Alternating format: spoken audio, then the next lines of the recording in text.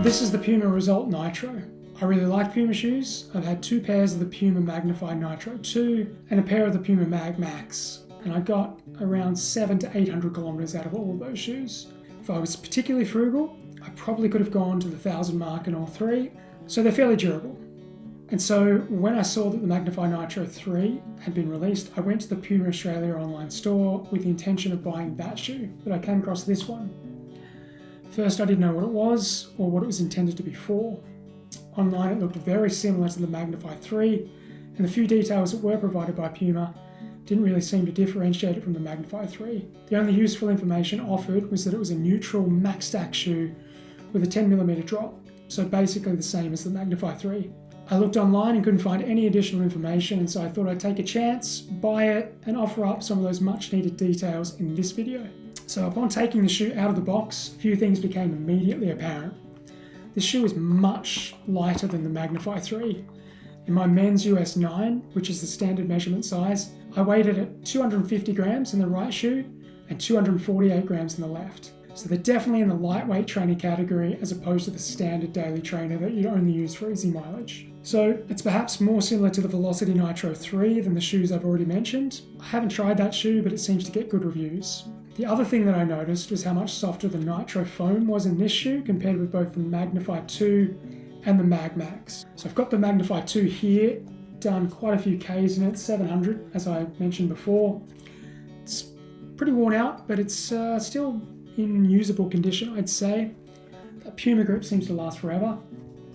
But you can see here, I don't know if you can get really close up, it is definitely a much denser foam than the foam used in this. Squidge that in, you can probably see when I get really close up here.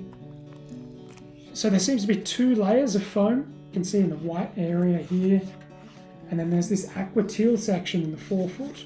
They both feel like they're the same density, which is quite soft, but also springy. So it's not an exact match, but this is much closer to ZoomX foam, Nike's ZoomX foam, than previously used Puma foams. So I've only done 1 run in the shoe. That was this morning. I took it out for an 8K easy jog. My first impressions were that it definitely didn't feel like a max stack shoe. It feels far more nimble, much closer to the ground.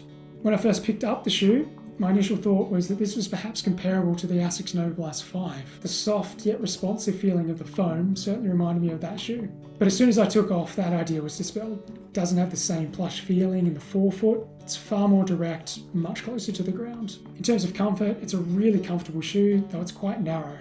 You can see when I turn it this way, like that. Compare it to the Magnified 2. Compare it to the Magnified shoe, you can see that it's far more narrow in the midsole and the outsole, and much more snug in the upper as well. For me, this isn't really a problem. I have quite a narrow foot. But for those with wider feet, this may not be the shoe for you. There's plenty of padding around the heel. The upper is quite a soft material, which is quite a change from the Magnified 2. In terms of comparisons, you get a bit of an idea. See, this is quite a coarse material, it's fairly rough, it's quite thick. It tends to bunch a little bit around here. I didn't have too many problems with it, but I know that other people weren't really fond of that upper. But this is completely different. This is much more of a premium feel. Tongue has lots of padding. I really like that about Puma shoes. Someone with a narrow foot, as I've already mentioned, getting a lockdown, it's quite difficult sometimes, and I get quite a lot of lace bite if there isn't a lot of padding in the tongue. So Puma always do a really good job of that. In terms of outsole grip, it started to rain about halfway through my run this morning, which gave me a perfect opportunity to test the shoe's grip on wet roads. And it was great. Its Puma grip doesn't really get much better than that. Alongside Adidas's Continental rubber, it's really kind of leading the way. I'll give you a look at that. A little bit of exposed foam on the outsole, which probably is going to impact the durability a little bit, but in terms of the Puma grip rubber, that's going to last forever. I'll give you another look at that. 700 kilometers. I mean, there's a bit of wear here on this Magnified 2. A little bit of wear, but I could easily get an extra 300 kilometers out of that.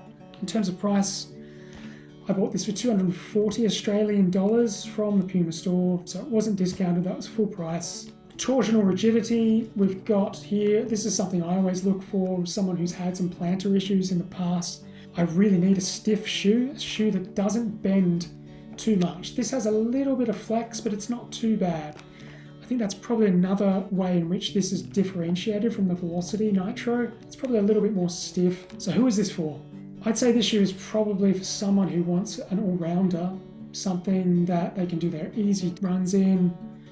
Maybe they can use it to pick up the pace. I think it certainly can handle kind of steady paces, maybe even tempo paces, close to marathon effort. If you're not too concerned about performance in your speed workouts, you're someone who just really just likes to get it done, you just want a shoe that's going to be comfortable, this shoe could definitely handle that. It doesn't have a plate, so it's not going to give you that springy toe-off kind of sensation. You're not going to be able to hit really high paces in it for long. Probably not going to be super economical at those race pace efforts, but it is nimble, as I've previously mentioned. It is lightweight. It's got that close fit feeling, so it definitely can be used for paces faster than an easy run, that's for sure. So that concludes my review of the Puma Result Nitro.